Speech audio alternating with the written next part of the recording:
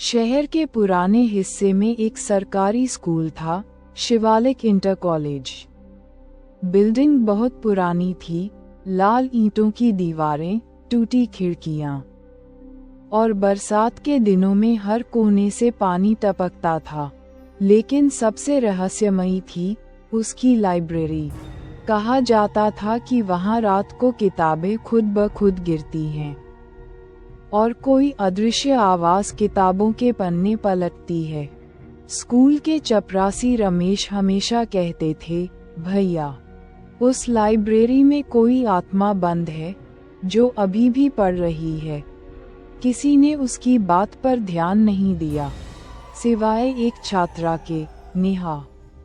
नेहा को रहस्य पसंद थे और वो अक्सर स्कूल के बाद लाइब्रेरी में देर तक पढ़ाई करती थी। एक दिन वो अकेली रह गई। शाम के 6 बज चुके थे। बाहर अंधेरा होने लगा था। लाइब्रेरी में बस ट्यूबलाइट की हल्की सफेद रोशनी और पुरानी किताबों की सीलन भरी गंध थी। वो इंडियन हिस्ट्री की किताब ढूंढ रही थी। तभी पीछे से आवाज आई, वो किताब ऊपर वाली रैक में है। नेहा मुड़ी, कोई नहीं था। उसने सोचा शायद रमेश चाचा होंगे, लेकिन दरवाजा आधा खुला था और बाहर सन्नाटा। वो सीढ़ी पर चढ़कर किताब निकालने लगी, पर किताब जैसे किसी ने पीछे से खींच ली हो। नीचे देखा, कोई नहीं। लेकिन अगले ही पल एक ठंडी हवा चली और सारी लाइट्स फ्लिकर करने लगीं। फिर एक धीमी हंसी सुनाई दी, इतने साल बाद कोई मेरी किताब लेने आया है। नेहा डर गई। कौन है वहाँ? सिर्फ हवा ने जवाब दिया। वो दरवाजे की ओर भागी, लेकिन दरवाजा अब बंद था। उसने जोर से खींचा, नहीं खुला। और तभी टेबल पर रखी एक पुरानी रजिस्टर की किताब अपने आप खुली। पहले पन्ने पर लिखा था, लाइब्रेरियन मीरा शर्मा, मृत्यु 1984।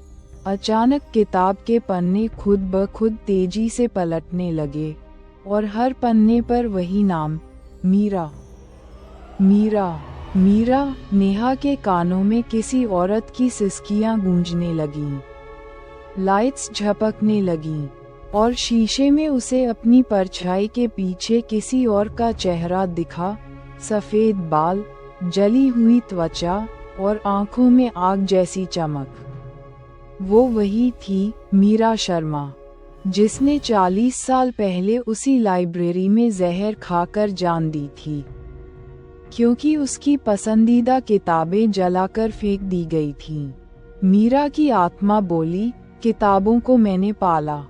अब जो इन्हें छूता है, वो मुझसे दूर नहीं जा सकता। नेहा ने पूरी ताकत से दरवाजा तोड़ने की कोशिश की। अचानक दरवाजा खुला और वो बाहर भाग गई। लेकिन बाहर गलियारे में भी वही आवाज आई, नेहा, किताबें अधूरी मत छोड़ना। वो भागती रही और स्कूल के गेट से बाहर निकल गई। घर पहुंचने के बाद उसने देखा, उसके बैग में वही इंडियन हिस्ट्री की किताब थी, जो उसने कभी ली ही नहीं थी। उस रात वो किताब खुद ब खुद खुल गई और उसमें आखिरी लाइन चमक रही थी, मीरा की आत्मा अब भी लाइब्रेरी में पढ़ रही है।